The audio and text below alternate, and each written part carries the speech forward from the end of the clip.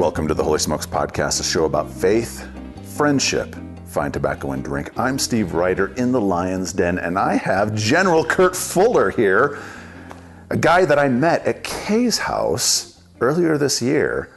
And you're just an interesting dude, my man. Oh, thanks. So, first question, what you smoking? Well, you'll have to tell me. You gave it to me. It's a great cigar, but... Providencia. Providencia. So it's a new blend that Raymond had sent me, and so far the guests, I've had one, and the guests that have had it really seem to like it as well. It's a nice little darker, fuller bodied. Nice, strong, tasty cigar. All right. I like it. And I am smoking a Comfortably Numb by Espinosa. And so it's Friday, which is Floyd Friday, Pink Floyd. My art teacher in high school always played Pink Floyd on Friday for us. And so I figured what better day to pull out a Comfortably Numb than there you go. Than on a Friday. So, Kurt, where'd you grow up? You got a little bit of an accent, I'd assume probably Texas. Well, my dad was Oklahoma? born in Texas, and my mom was from Oklahoma, but I was raised in Oklahoma. All right. Yeah, our family got land there on the land run in 1889. Wow. And so we've had it ever since. It's kind of a cattle ranch, and there's cropland there too. But that's where I grew up. Oklahoma. And what kind of a home did you grow up in? It was just a hard-working, farm family. My dad had a doctorate degree in forage agronomy, so he worked with the land and with crops all the time. And it was just a good Christian, solid home, really focused on our family. So we had a big extended family that lived in the area, and we got together on every holiday and went quail hunting and, just told stories. And for most of my childhood, my great-grandparents were alive, my grandparents, and then, of course, my parents and uncles and cousins and all that. So, it was a great, great time. Siblings? One brother, older brother. Okay. So you're the baby, number two of two. Yeah. What was, growing up? Were you into sports? You into... Well, hunting and fishing was kind of the primary, but I also was a wrestler, and I got pretty good at it, and, wanted to go to college and wrestle, but I went to Oklahoma State and quickly learned that I wasn't anywhere. At that level? Yeah. I was a takedown dummy for those NCAA champions. So, it didn't work out, but, it was kind of helpful to have your ego deflated a little bit, at that point in life, to realize that you're not all that you thought you were. There's always somebody better. So what did you study in school? I started out trying to get a degree in wildlife ecology. And my last semester of college, they phased out that major. What? Yeah, the guy who taught the one class I had to have to graduate had left. And so I had to settle for biology. Mm-hmm. But at that point, I'd gotten in ROTC. Mm-hmm. So I owed the Army 4 years after I got out. Yeah. And I always planned on doing the 4 years and then going back to school and getting a master's in something like marine biology or something like that. But I liked the Army, and I was really good at it. What did you like about it? Well, I liked the challenge, and I liked the people, and I liked the training. I got really lucky because I was still just a second lieutenant, but I got hired into the Ranger Regiment. Ooh. At that point, it wasn't a regiment. There were only 2 battalions. And then very soon after that, we invaded Grenada. And so, that was high adventure. 500-foot combat parachute jump that was supposed to happen at night. And things went wrong with the plan, and we ended up jumping in broad daylight in 23 knot winds, and the Cubans had 23 millimeter anti-aircraft guns over the airfield, so we were getting shot at from the second we jumped out of the plane. And pretty much every day on the ground was stuff like that. It was just incredible. Why? What happened with the plans that you guys did it during the day and not at night? Some other forces, it was supposed to be a synchronized H hour, and some of the other forces got delayed. They were launching from all over the place, but guys leaving Barbados got delayed. Some Navy SEALs went in by boat and they got capsized, and so they were trying to get the timeline all sorted out, but it ended up we were just, it was sunup. Mm-hmm. So the enemy could see us, and it was like I said, high adventure. It was a sporting drop zone for sure. But after that, I was. There are only a handful of guys involved in that thing, and you start looking at it and thinking, man, if I can do that and do it with guys like this, incredible soldiers, I just fell in love with the whole mission, all the adventure of it. And, we never really called ourselves elite, but other people called us elite. And being in a unit like that, just the traditions going all the way back to World War II and the whole culture of it, and being on a really short string for immediate deployment worldwide, that was our job. We had to be wheels up in 18 hours from notification, and you never knew where you were going to go, but you knew you were going with the best there are. And then, to stay at that level, you got to train really, really hard. And the training was it was fun. I mean, bottom line, we did 5 environmental deployments every year to the desert, to the Arctic, to the jungle, to the mountains. We did amphibious training. Those were all about 30 days long, all just great fun. So, yeah, I just stayed. And the Ranger Regiment, they force you out at each rank. So as an example, I went there as a lieutenant, so I got to lead a platoon, 2 platoons. But then you have to leave when you make captain, and you can't come back until you've commanded a company in some other unit successfully, and then they'll bring you back and let you command a Ranger company. So that's what I did, and I just kept doing that. I went back again as a major. I went back again as a lieutenant colonel. Ended up spending almost 13 years in the Rangers, which was kind of unheard of. Really? At the time, yeah, for an officer. So, yeah, and that just kind of set the baseline for the rest of it. And I always, you always have that, when am I going to get out? When does this end? And it just, the doors kept opening, and really great assignments, and still having a lot of fun, really challenged with the work, and I was good at it. So what the heck? I just served just a couple of months short of 36 years. Did you ever have a goal of, I want to become a general? No, I never had that. In fact, that was a real tough one for me.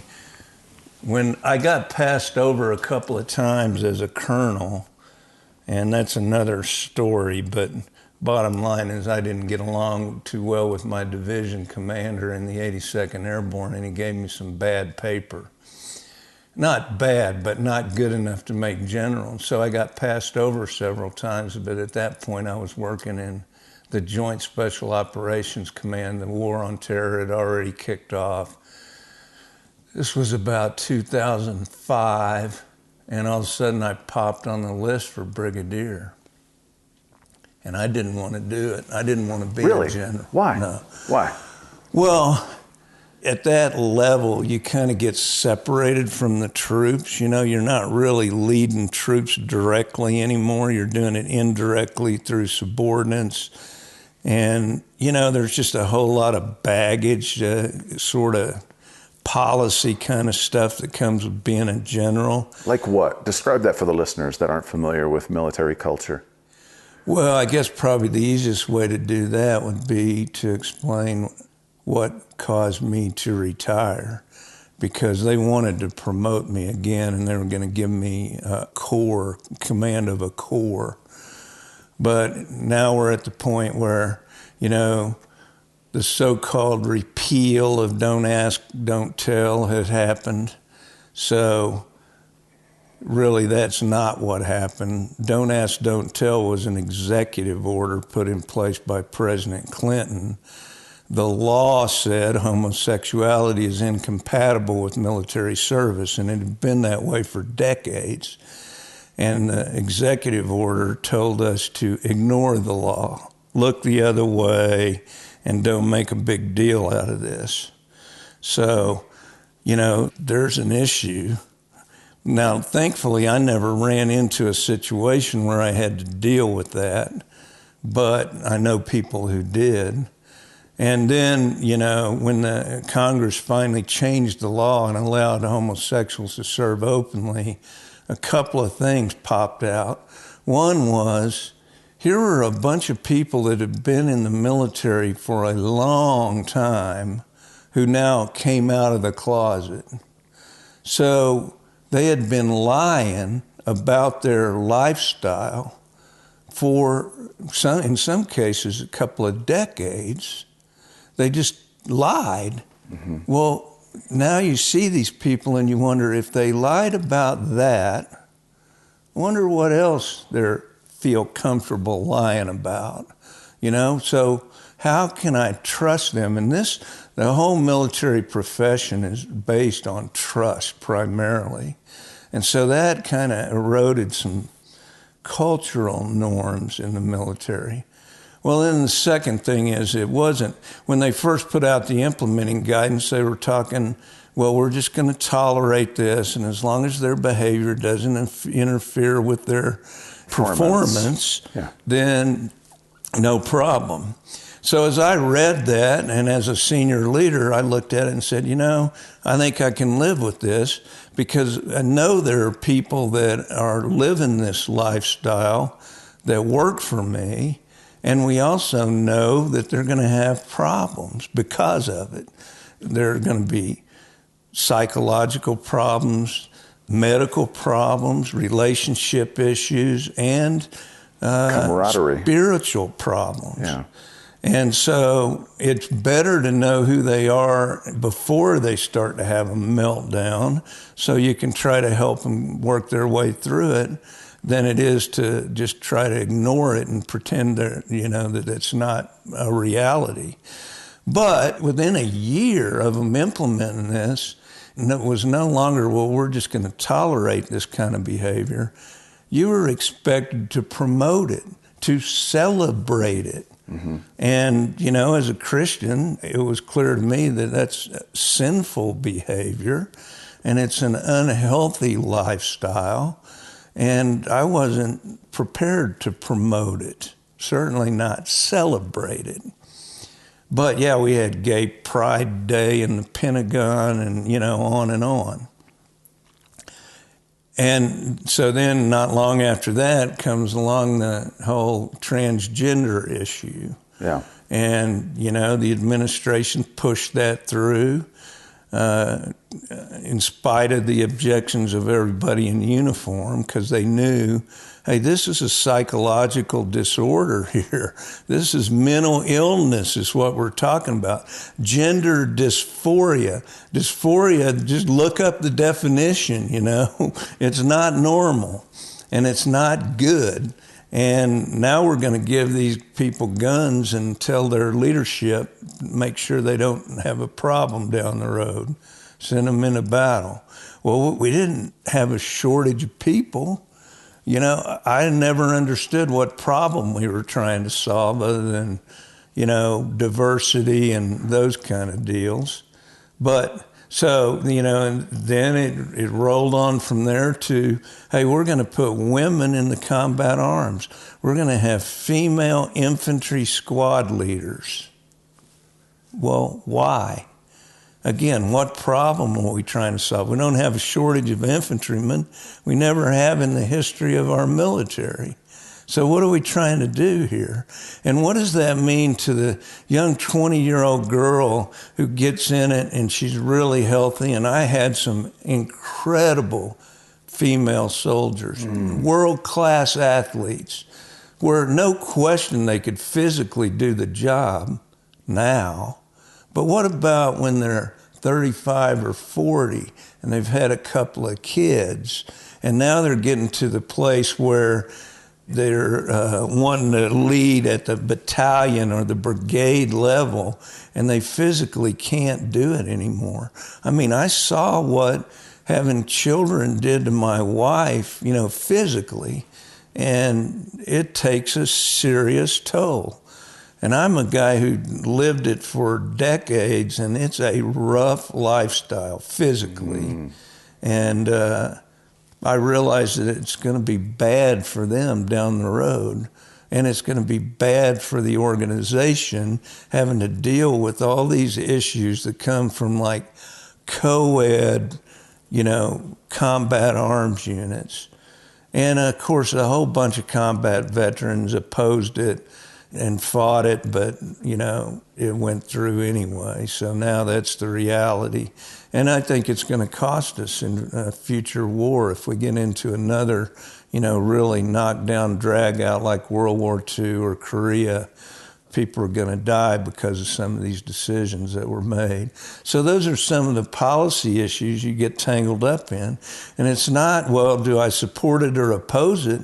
It's, I'm in charge and I have to enforce it. It's my job to make sure everybody follows this policy. Even if I violently disagree with it, I've got to enforce it. So, yeah, I didn't want to be a general for a lot of other reasons, but those were primary ones. And I had to pray about it. I went and fasted for 5 days and prayed. I didn't know what to do. I was actually going to turn it down and retire. And my youngest daughter at the time came up to me and put her hand on my knee and asked me, Daddy, I know you got a hard decision to make. I think she was 8 years old. Wow. And she said, I just wanted to ask you, if you don't do this, who will do it? Oh. I mean, oh, my God. Right in the heart. Wow. And I immediately started thinking about some of the people who would get promoted in my stead and whether I could do the job better than them. And I realized, hey, I got to do it. So I took the star. You're tearing up a little bit Yeah. when you talk about that. I mean, that's, wow. So, after that, I was a general. Some people say you have to get a frontal lobotomy to become one.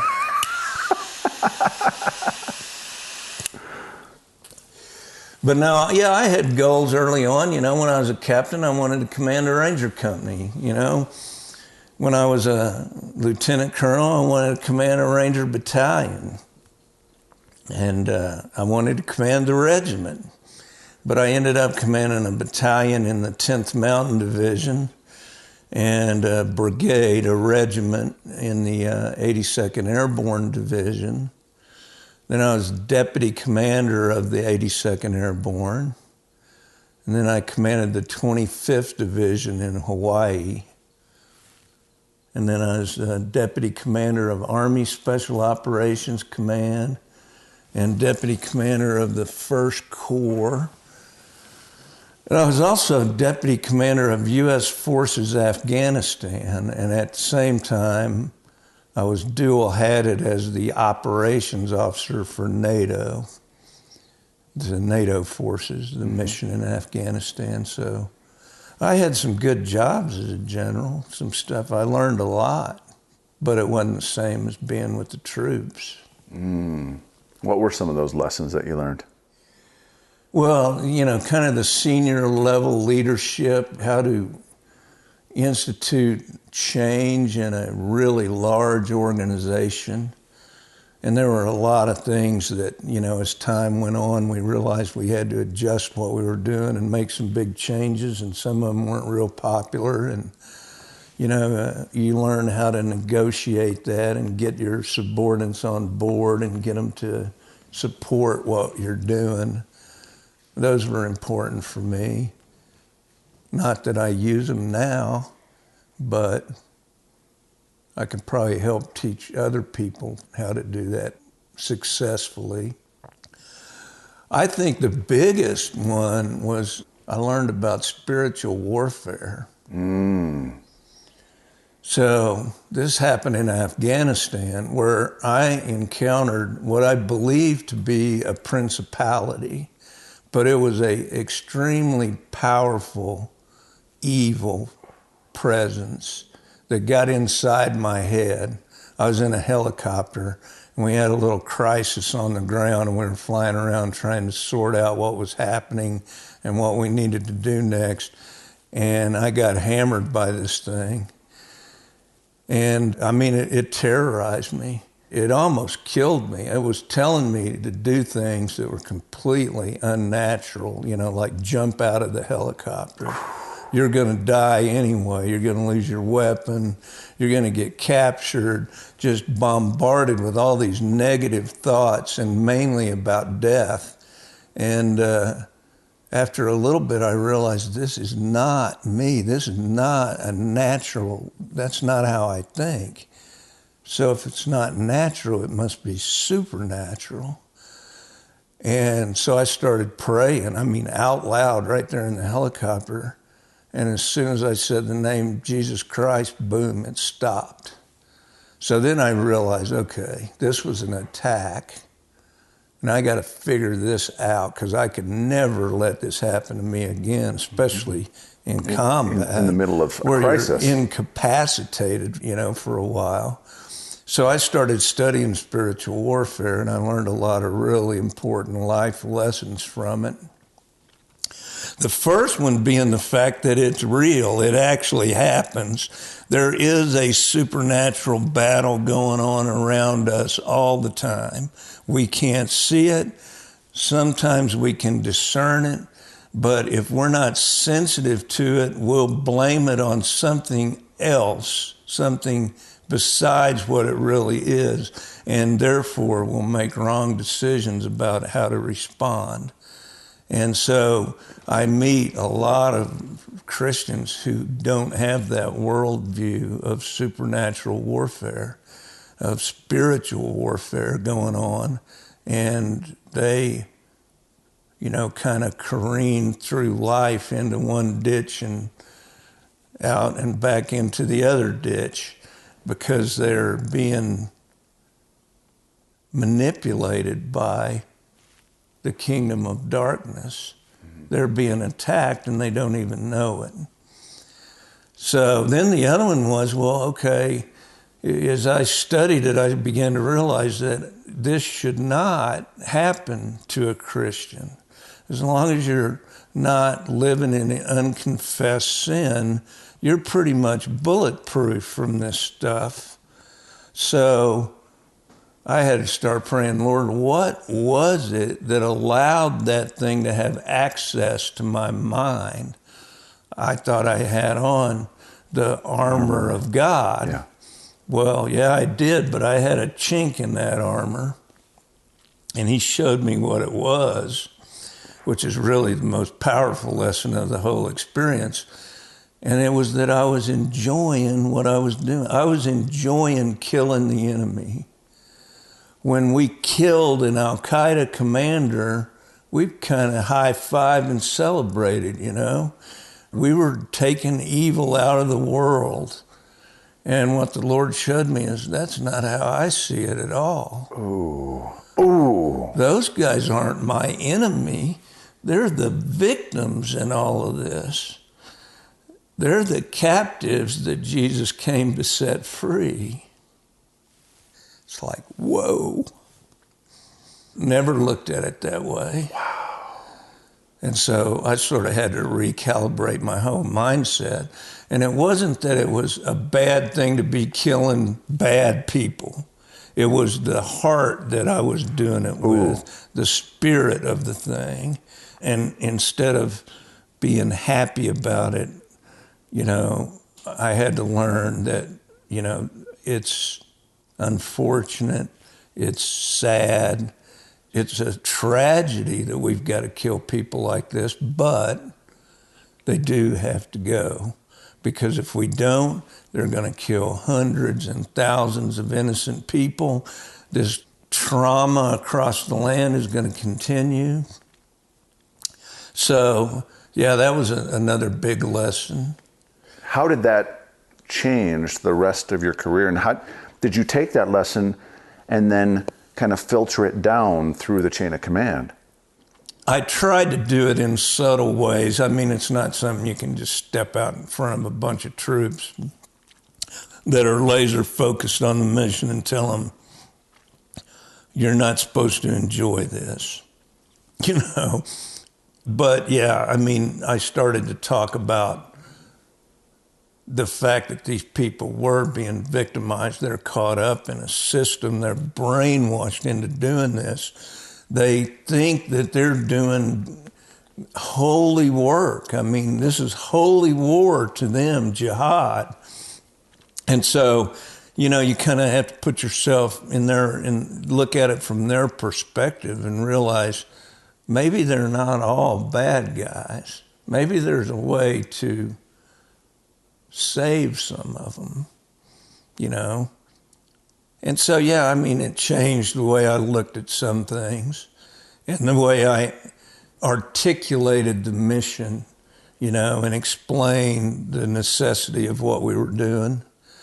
But unfortunately, that experience came sort of toward the end of my career.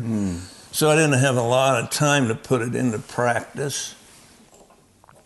And then, you know, there's another thing I ask. I wonder why something this powerful would attack me. I mean, I'm just some guy out here on the battlefield.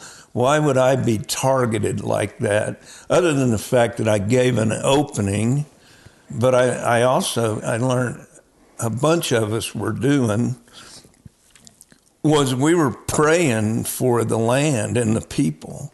Everywhere we went, everywhere we stepped, we were claiming it for the kingdom of God. And we were asking the Lord to open the hearts of these people and soften their hearts and get them to see the truth and stop fighting each other, stop murdering each other.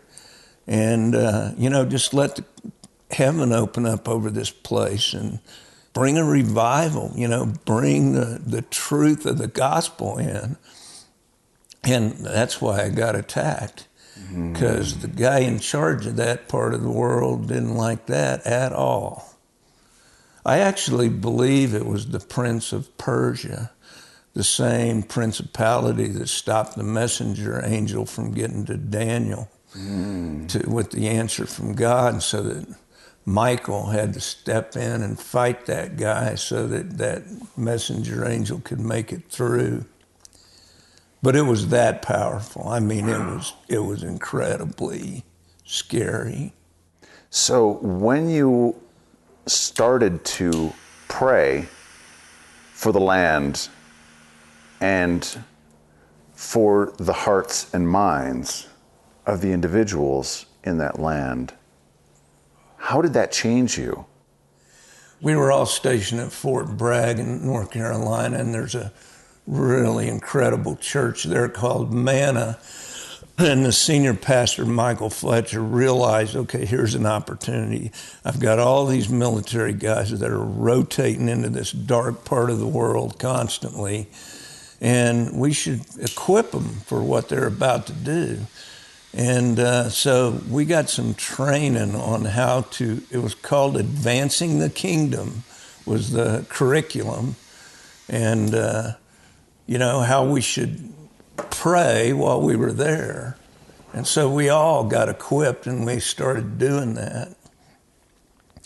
And yeah, I mean, it really puts you in let's say, a safer mindset where you realize, okay, I got to keep my eye on the big picture here. This isn't just about the meat grinder combat that's going on down on the ground. This is about God's plan for the whole planet. And these people here have never heard it. And we've got to somehow make them understand what's happening in the strategic picture. So I don't know. I think it helped me a lot. I mean, as an example, I never struggled with PTSD or any of that kind of stuff. I do have dreams at night that wake my wife up sometimes, but I don't remember them. And so, yeah, I've never gotten tripped up by that. And I think that aspect of it, to understand the spiritual implications of operating in a combat zone, is mentally very helpful, healthy. Who are some of the people from your service that really poured into you or mentored you, or just great friends that really kind of walked through your career and you really had a great camaraderie with? I really think that's the secret sauce of the Rangers and Special Operations Forces in general, is that is really emphasized. I mean, every step of the way I had them. My very first platoon sergeant in the Army, when he retired, he was the final Vietnam-era draftee that was still in the Army. So he got drafted when he was a teenager and went to Vietnam, and I met him. He was a sergeant first class. He was my platoon sergeant. He retired as the command sergeant major of an Army 4-star general. And he was a great mentor. He taught me everything he knew. My first company commander and first sergeant did. My battalion commanders, the regimental commanders, 2 or 3 of them, really took me under their wing and taught me stuff. And then those guys went on to become, really important people, generals, and all through their career they stayed in touch with me. You've probably heard of Stan McChrystal. I worked for that guy for 9 years, and he was a great mentor, awesome soldier, incredible leader. Now, his political views are 180 out from mine.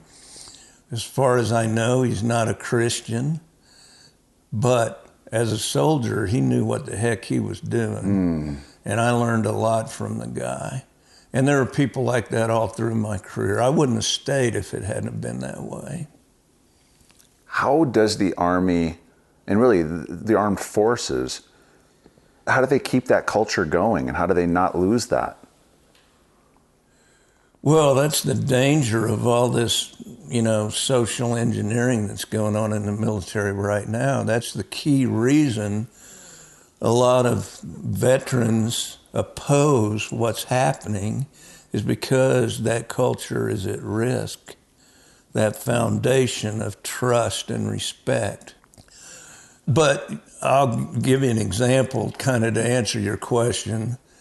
The U.S. Army has probably written more on leadership than any other organization in history. And, leadership is one of the foundational things that they teach. Now, there's some leadership ability that is, I won't say it's genetic, but certain people have leadership skills that are just one of their gifts. But there's also a lot of skills that can be taught. And so as an example, when you have these great mentors that are bringing you up, part of what they're showing you is, this is what you need to do with your youngsters that are just coming in. You need to take some of them and teach them this stuff and pour into them. And that's really huge in the Ranger culture in particular. So it's sort of mandatory. If you're not doing that, then you probably don't belong there, and they'll see it right away and they won't welcome you back. You're married? Mm-hmm. When did you meet your wife? Right after we invaded Grenada. She was a flight attendant at TWA, and she wasn't supposed to be on that flight. And we got upgraded to business class because the ticket agent realized who we were and what we'd just done. So there were 3 of us, and we got into business class, and we were the only 3 in there, besides a World War II vet that had made all 4 combat jumps. Wow. And so we were all sitting there telling war stories, and my wife is going back and forth, and I noticed her, and we talked, and I tried to get her number, and she wouldn't give it. So I gave her mine, and she got hung up on a flight a little while later, about a month later, and called me and asked, hey, would you want to get together? I'm stuck here in Seattle for a couple of days. So, one thing led to another, but we met in 1983 and got married in 86. What was it about her that drew you to her? Well, number one, she was gorgeous. And she just had this bubbling personality. She wasn't one of these mean, angry flight attendants that, it looks like she's doing it because she has to. She was really enjoying interacting with the passengers. So, you could tell she was a good person. Was she a believer? Have any faith? Her family went to church when there was a crisis, but other than that, not really. So she wasn't saved in the way that we would say. She hadn't been baptized, but that happened not long after, before we got married. I started taking her to church, and now, I don't know how I would have made it through. We were married almost, I was in the Army. She put up with it for over 30 years, and I wouldn't have made it if it hadn't been for her and her strength. How so? Well, she just understood that this is something I got to do. This is my profession. And even though there was a lot of fear and separation involved, I was deployed in combat for 6 years while we were married. And then there were constant deployments for training where I was always gone. And even when we weren't deployed, we were out in the field training. We'd train all week long, all night. A lot of times we did reverse cycle where we slept in the day and trained at night exclusively. And so, she didn't see a lot of me, but she hung in there, and she supported me and encouraged me and really became a mentor to the younger wives. And then she raised our 2 daughters and homeschooled them both while I was gone, and they turned out incredibly well. Both of them are going to ministry school at IHOP, International House of Prayer. In Kansas They're City. going to IHOP-U, to the School of Ministry, both of them juniors. I couldn't be happier. What is it that, I'm sure you saw marriages fall apart because of those deployments and that kind of a schedule. And then the marriages that, they either thrived, they made it work. What was it that made those couples thrive versus the ones that didn't? Well, the word we came up with, and we started a program to try to develop this in our soldiers and their spouses, it's resiliency. And so we mapped out what we called the dimensions of resiliency, and it's different areas of fitness, mental, relational, spiritual. We even added financial in there because we started to realize that one of the reasons couples fight, what starts it is money, finances, and the inability to properly manage their finances. So we got Dave Ramsey's curriculum and started teaching, how to be financially resilient, you know, and how to properly save money, manage your spending and all that. And I guess that's my answer. It's being resilient and understanding that, hey, this is about human relationships, and those rely on communication. You have to talk to each other about what's bothering you. And a lot of times that doesn't happen in marriages, you know. They just avoid the subject because of the drama involved, and it's going to lead to an argument. But if you can just listen to what your spouse is saying and try to understand why they feel the way they do. And hey, maybe it is a lot because of you and your behavior.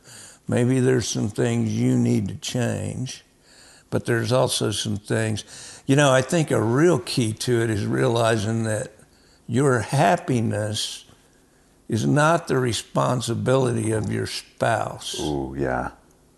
That's between you and the Lord. And if you're unhappy, it's not because of your wife. It's because you got a crummy relationship with your Creator. You fix that, all the rest of the relationships in life will sort themselves out. As a matter of fact, that's the devil's number one target.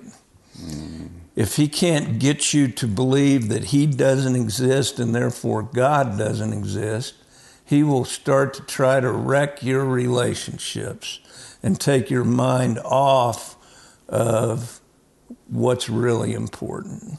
That's and powerful. He's really good at it. He's been doing it for centuries, and he's got a whole army that's what they do. So you retire from the Army. Why settle in Colorado? Well, that was a God thing, too. My wife and daughters wanted to go to the Smokies, and we always loved the mountains. We knew we were going to go to the mountains somewhere, in spite of the fact that we got this property in Oklahoma and this, you know, kind of legacy there in my family. We realized as we started getting closer, we don't want to go there. Your brother didn't take over the farm? No, my brother is he's in Washington. He works for the Army out there. He retired as a colonel and got a job as an Army civilian, so he's out there. And my mom and dad lived there on the farm, and we always figured we'd build houses next to them and stay there. But my mom died, and then my dad kind of went off the rails because they were married for over 60 years, and he didn't know what to do without her. And he eventually got remarried, and they moved to Florida to one of those retirement communities. So we started looking around, and my grandparents were dead. There's no one else around. It's not like it used to be when we were growing up. All that extended family. Yeah. And so we said mountains. That we looked all over the Smokies, and all the places that were attractive were like off the grid, you know, like 20 miles from town. And the girls they weren't going to sign up for that. Where'd your wife grow up? She grew up in Ohio. Okay. Her family were coal miners from Kentucky, and when the mines started petering out, they went a little further north. And really, she spent a lot of her time in Cincinnati growing up. Her dad was a barber, and her mom was a hairdresser. And so, yeah. Anyway, I wanted to go to the Grand Tetons. I'd always loved it up there. Well, bottom line is neither place worked out. I mean, the Grand Tetons are way too expensive. And like I said, the Smokies where we wanted was too remote. So we were both praying about it for months, really. And I woke up one morning and I said, Sheila, I think the Lord's saying we should be looking at the Rocky Mountains. Mm-hmm. And she said, oh, yeah, I know. He told me that a couple of weeks ago. So I knew I didn't want to live in a city. So I started looking in western Colorado because when I got out of high school, I'd worked for the United Mine Workers Union out there, Paonia, Somerset area, close to Gunnison. Everywhere I showed them, they said, well, that's nice, but where are the trees, you know? They wanted the aspen trees. So then we realized all these people we know live in Colorado Springs. I mean, literally hundreds of really close friends. And then over 80 Christian ministries with their headquarters here. We thought, wow. So we started looking just west, you know, and ended up where we are, north of Woodland Park, out in the woods. And it's beautiful. I mean, the Lord brought us here, no doubt about it. Is there anything else you want to talk about before we get to the questions? Any stories that... Oh, man, I could tell hundreds of them. We could go on forever. I will tell you, looking back, after I retired, I started looking back on both training, and our training was really intense and very dangerous. I mean, we were paratroopers, commandos, and so it was all high-risk stuff. And then 6 years in combat, and I counted up over 20 times where I should have been killed. Where when you look back on it, you go, you know, it's a miracle that I lived through that. And really thinking in detail of the events that were involved and realizing the Lord was protecting me through all of this. There's no way I should have lived. So then it's, all right, why? And it's almost like a feeling, well, it is. It's a real strong feeling that I owe something. I need to pay this back. So it's, what is it, Lord? What do you got for me, man? I'm ready. At Kay's house, you talked about your friendship with Michael Flynn. Talk about that. So when I came out of Brigade Command in the 82nd Airborne, I got hired to go to JSOC, the Joint Special Operations Command. That's the America's Counter-Terrorist Task Force. And of course, their number one job was Al-Qaeda, you know, to dismantle and destroy the whole Al-Qaeda network globally. And I was the operations officer, and Mike Flynn was the intelligence officer. So we deployed, and the two of us spent 26 months straight deployed, and we were living in a little plywood shack about 10 foot by 20 foot and working side by side through everything.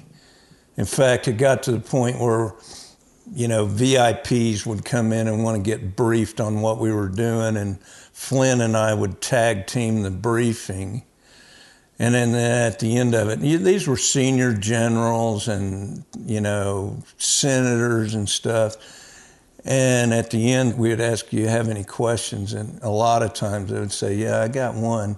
Tell me again, which one of you is the intel officer and which one's the ops officer? Because, you know, we were just in sync on everything. And he's a great guy, great American patriot. It's really criminal what they did to him. So, yeah, I haven't talked to him in several years now, but we were really close. General Kurt Fuller, let's get to rapid fire questions. All right. Hey everyone, before we get to the rapid fire segment, I wanted to talk about a way that you as a listener can support the show and the growth of Holy Smokes by becoming a monthly supporter at patreon.com/Holy Smokes. Patreon is a support platform, and for as little as $5 a month, you can get bonuses like ad-free versions of these podcast episodes, Holy Smoke swag like t-shirts, and more. That's patreon.com/Holy Smokes. We're looking to get 40 Patreon supporters at an average of $10 a month. And once we hit that, we'll be able to pay for all the costs for hosting, editing, writing, posting, I won't be paying for that out of my pocket or through the volunteering of my own personal time. And as we grow that number to 100 and 150, 200 patrons, we'll be able to do 2 shows a week, hire a part-time assistant and web developer, record on location and around the world, and more. I want to visit groups and get those stories from so many of you listeners that I hear from. I want to go to Seattle, and I want to go to Dallas, and I want to go to Charleston, South Carolina, and I want to go to Kentucky and Chicago and Phoenix, Atlanta, DC, Charlotte, back to Southern California, and more. We want to help grow your groups and plant new ones for those of you in areas without active groups. So, can you help us out? Become a regular supporter at patreon.com/holysmokes.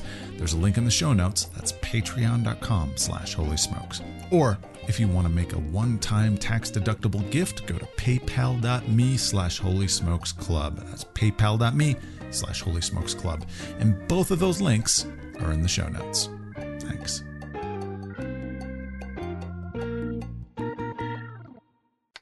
Rapid fire. Fire here. When did you first try cigars or pipe? We really started with it in Iraq and Afghanistan. A bunch of us would get together at night and get outside. I mean, we'd climb up on one of those former, Iraqi, Soviet-built aircraft bunkers out in the middle of the desert. Now it's cool, finally, and, if you've never been in the desert or on the ocean where there's no ambient light anywhere, you see the stars like you've never seen them. And we'd sit out there and talk through, okay, what happened today? What's likely going to happen tomorrow? What do we need to do to get ready? What do we need to do to change in our campaign plan that's not working? And really talk some deep subjects. And we'd smoke cigars while we were doing it. What?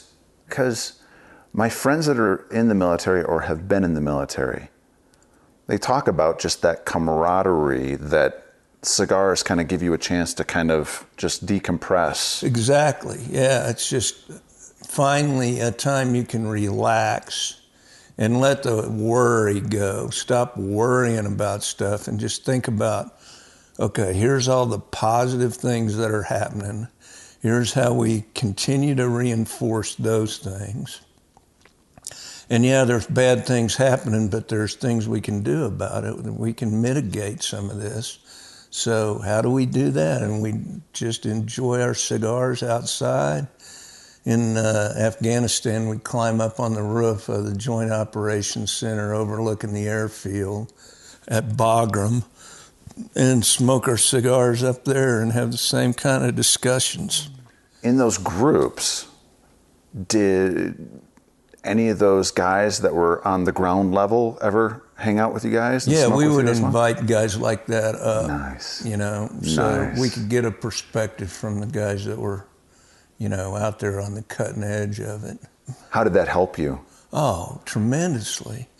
Because you can get kind of focused on what you're seeing, and if you don't get input from those that are out there, seeing it from a different perspective, then you can kind of lose the bubble. And those guys would help us bring it back to reality, like, well, hey, boss, yeah, I hear what you're saying, but that ain't really how it works. Let me tell you what it's really like. Ooh. That's powerful. Yeah. Cigars or pipe? I have smoked a pipe in the past. I enjoy them, but I like cigars better. Favorite cigar? I like the Drew Estate Tabac Especial, the coffee-infused cigars. Really good. Most expensive cigar you've ever smoked? Or been gifted, bought or gifted? We used to, guys that knew where we were and what we were doing, they would send us boxes of cigars overseas. And one guy sent us, I don't know the name of them, but they were a Gurkha. Mm-hmm.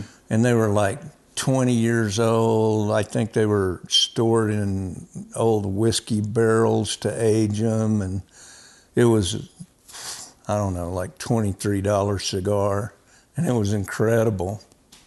Best dollar for dollar cigar you've ever smoked? It's a crummy name, but it's called Dark Shark. Dark Shark. It's a super cheap little cigar, but it's really tasty. Burns well. Yeah, I think they're like $3 a pop or something. Dark Shark. I'll have to take a look at that. Where's your go-to place to get your smokes? I get them off the internet. Different people tell me about specials and stuff. Favorite liquid pairing with your smoke? Sour mash bourbon. I like bourbon whiskey across the board, but there's something about sour mash that makes a big difference for me. There aren't really high-end sour mashes out there, but there's some good ones. Old Crow is a good one.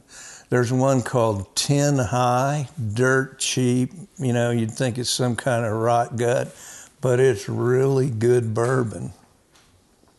Most interesting person you've ever met through cigars? A guy named Mike Scaparrotti. Well, he was deputy commander of 1st Armored Division. When we were chopped to them, my airborne brigade was under 1st Armored Division in Baghdad in 2003 and 4. And he was the deputy commander for operations. And then he became my commanding general in the 82nd Airborne. And he ended up retiring as Supreme Allied Commander Europe. But yeah, just an incredible guy, great leader, great American. And yeah, we smoked cigars together a lot. Most memorable cigar experience? I'd say it was sitting on the roof of that headquarters in Bagram, and we made some really critical decisions smoking cigars. And one of them, we decided that we were going to embed with the Afghan army. So I took 33 guys from the division headquarters, and we moved in to the 203rd Corps headquarters. And I really was the deputy to an Afghan Corps commander. And we worked, all my guys were on his staff. And we told him, this is your battle space now, not ours. It's your responsibility to make the plans and decide what operations you're going to conduct. And it's our job to make sure you're successful. Whatever resources you need, we're going to deliver. And I did that for a year. I lived and ate with those guys, went to every one of their meetings, went on their operations with them, and incredible experience. And that was all based on sitting on a rooftop, smoking cigars, saying, what can we do to make this work? Star Wars or Star Trek? Star Trek. Ooh. Favorite food? Elk. Oh, a nice elk steak. What do you want to pair it with on that plate? My wife makes these incredible mashed potatoes with cheese in them. Yeah. Dogs, cats, neither, or both? Both. I like all animals. Nickname growing up or in the Army? Well, for a long time in the Army, they called me Casca. There was a guy, Barry Sadler, who wrote the song, The Ballad of the Green Berets. He wrote a book series. Casca was a Roman soldier, and in the book, he was the one who stabbed Jesus with the spear and killed him, or made sure he was dead. And he was cursed from then on that he wouldn't die and he would be a soldier forever. And so it leads through all the wars of history, and this guy fought in them all. And because when I was young, I had more time in combat than most people that I served with, they called me Casca. What's one unusual fact that few people know about you? Ooh, I don't know. I'm pretty open. Not sure what that would be. favorite 1 to 3 books not titled the Holy Bible? Well, there's one I just read that I highly recommend. John Eldredge, All Things New. He talks about what life is going to be like in our resurrected bodies in eternity. Really cool. Once an Eagle by Anton Meyer. Really, really good book. And then I like anything written by Michael or Jeff Shara. Michael Shara wrote the book The Killer Angels about the Civil War. And then he died and his son took all his manuscripts and wrote the rest of the Civil War series. Then Michael also wrote the whole series on the Revolutionary War, and he wrote a series on World War II, and every book there is incredible. It's historical fiction, so he knows the characters so well that he can put words in their mouth as to what they probably would have said at that point. Yeah. And the rest of it's all actual, accurate history. And so the way he writes, it's just, I'd recommend all of them to anybody who is a student of American history. One scripture that really is kind of like your life scripture. Galatians 2:20.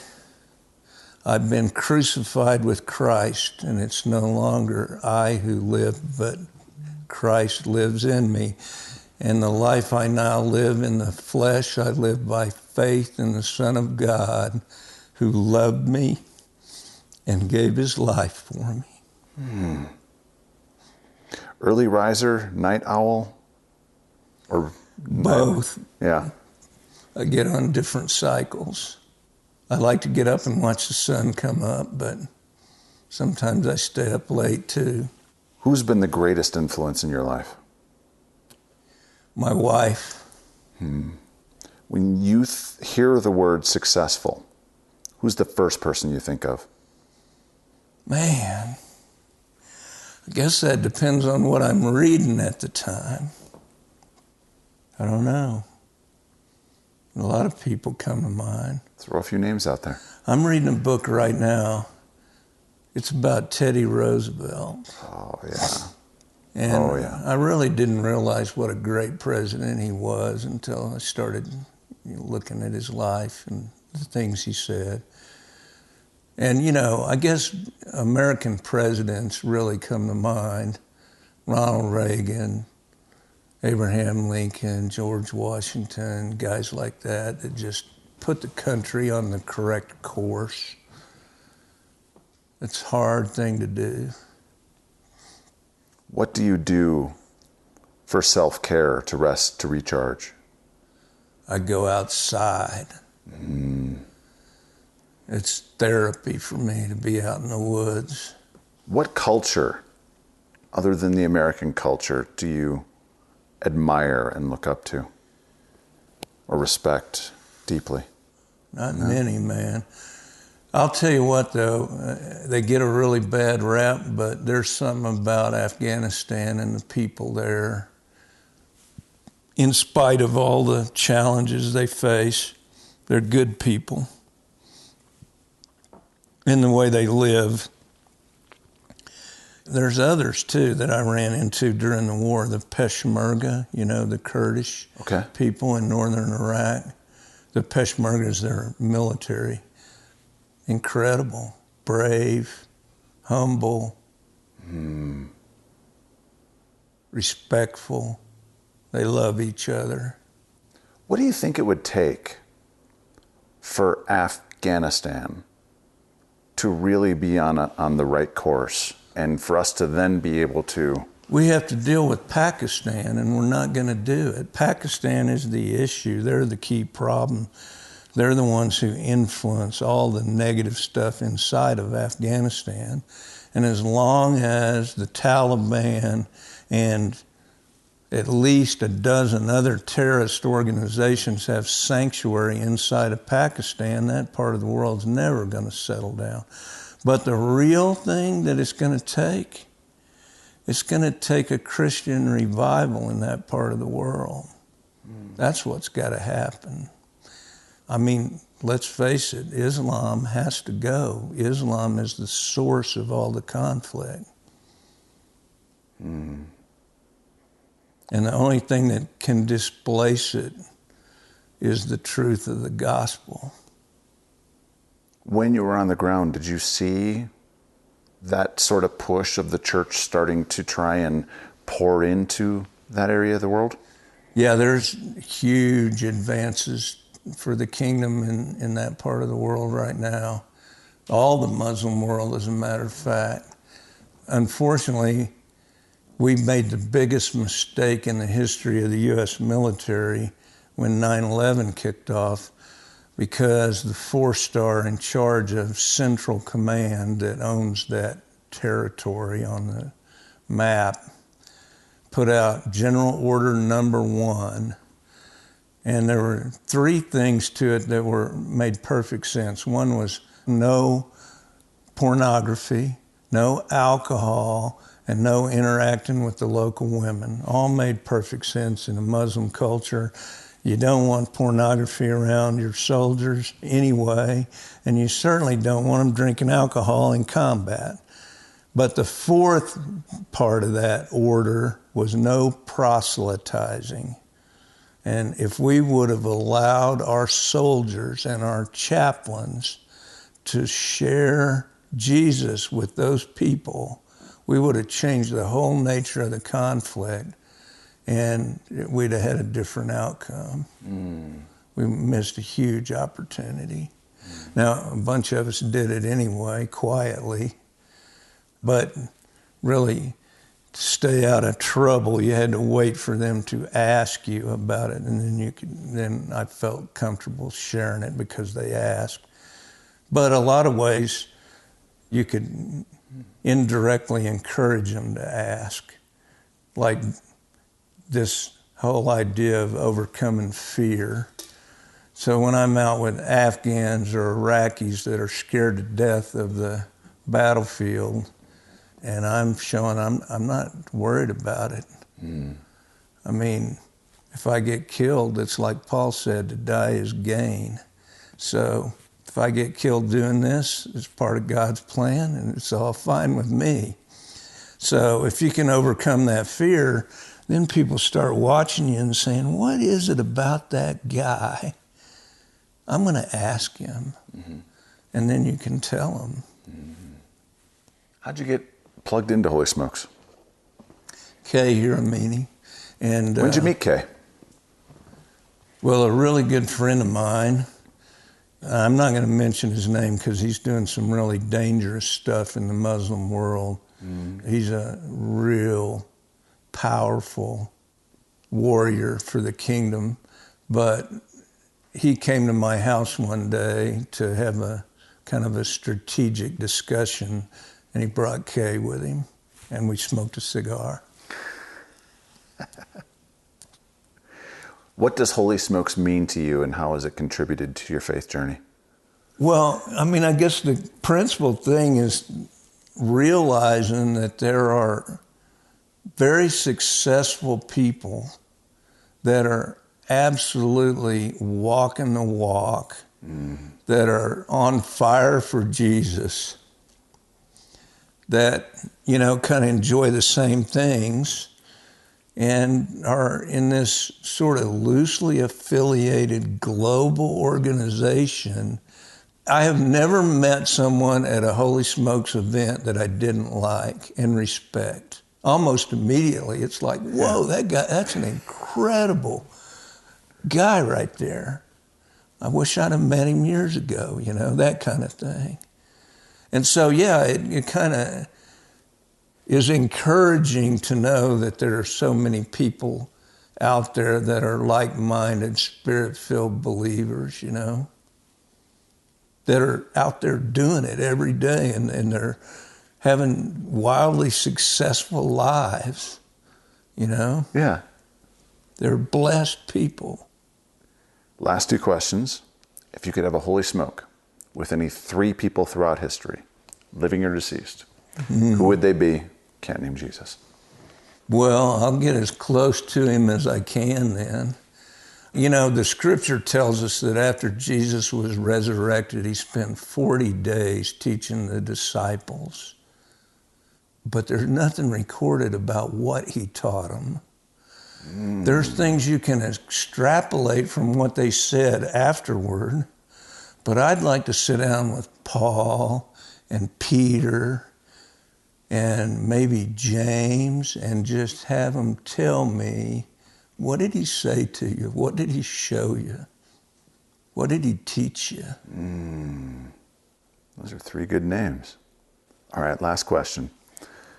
If we're to meet 1 year from today, and I have a bottle of that sour mash whiskey that you oh so love, what are we celebrating? I think we celebrate life, man, being alive. A year from today, so October, well, every year I go elk hunting, and maybe we're celebrating that I finally killed a Boone and Crockett record book bull. I killed a trophy this year, but it wasn't record book. Yeah. General Kurt Fuller, thank you for your service to this nation, and thank you for being a part of the Holy Smokes community and for coming on the Holy Smokes podcast. Well, thank you, brother. I enjoyed it. I appreciate it. I hope what I had to say helped somebody. I've got one question that I want to ask that the editor can drop in before we go to rapid fire. So Kurt, now that you're retired, what are you doing besides hunting and fishing? What are your plans? Because you're not an old dude. You still got a bunch of years left. Yeah. Well, I pray about that every day. I'm not sure what it is the Lord has for me. I tell people, I hope I don't have to wait as long as Moses to get my next mission. But I'm open, whatever it is. And a lot of times doors will open and I'll participate in something. I'm helping a ministry that is evangelizing the Muslim world. And I speak on Islam, because I know the truth of Islam. I've read the Quran, I've read the Hadiths, I understand the mindset and the darkness that comes from that. I teach at Officer Christian Fellowship. So they have 2 resorts in America. One of them is in Buena Vista, and the other one is in Pennsylvania. And I've gone there and taught, and I've taught on spiritual warfare. Right now, I'm deep into studying end times prophecy, because there are more than twice as many books written on the second coming of Jesus than there were on the first. So I figure that's something we're supposed to know about and prepare ourselves for, and I think we're getting very close to that second coming. And of course that means some serious persecution of Christians happen in the front of that. So yeah, I'm studying that. But honestly, I don't know what my next calling is yet. I believe it's something that my wife and I will do together. Ooh. All right, and then note to the editor, I want to put this after Kurt's last question in the rapid fire and replace my old clothes. Well, General Kurt Fuller, I genuinely hope that 1 year from today, you have an answer to that Amen. Next chapter. And that is really what we are celebrating. Amen. I hope so too. General Kurt Fuller, thanks for being on the Holy Smokes podcast. Thanks for being a part of our community. And thank you for your service to this nation. You betcha.